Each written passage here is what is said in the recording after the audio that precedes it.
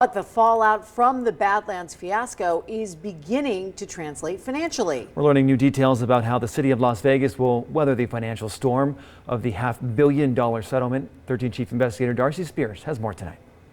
As I first reported in August, the city is implementing a hiring freeze for certain positions and pausing some capital improvement projects. Those are just two of the ways that Las Vegas will help cover the cost of the settlement in the battle over Badlands. Here's what that means for city employees and for you, the taxpayer. It's a $636 million bill, and the city of Las Vegas has to find a way to pay it. After losing every court action in the Badlands development case, the city has been evaluating how to come up with the cash.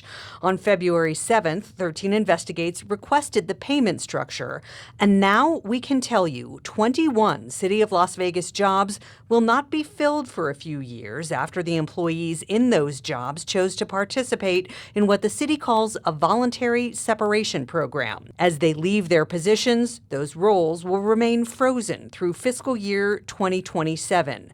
Affected departments include Public Works, IT, engineering, and beyond.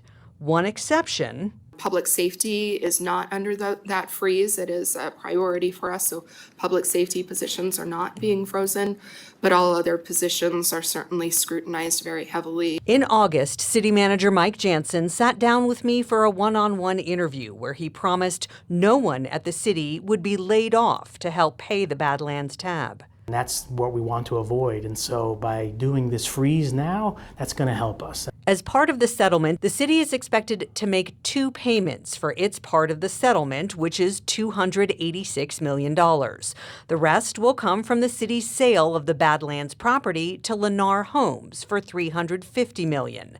The city's first payment will come this spring, with the other scheduled on or before July 1st of 2026.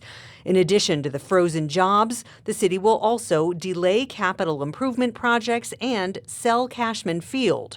At the Assembly Committee on Government Affairs earlier this month, lawmaker Tanya Flanagan expressed concern about how the impact will be felt in our communities. Will there be any hard hits to Parks and Recreation? Because I know you do a lot of cultural programming, which is really important to our youth and our families. So I just want to make sure I'm clear on how it could affect them. Deputy City Manager Sabra Newby said they're not necessarily looking at cutting any programming, but that there will be impact in terms of development, including some parks that would have been built in Las Vegas neighborhoods over the next couple of years.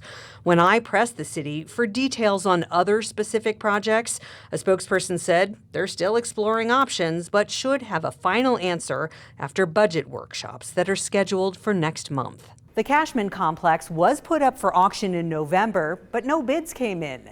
The city will put the property back on the auction block this month, and bidding is scheduled to close on March 6th. They plan to put $36 million from that sale toward the Badlands bill. Darcy Spears, 13 Investigates.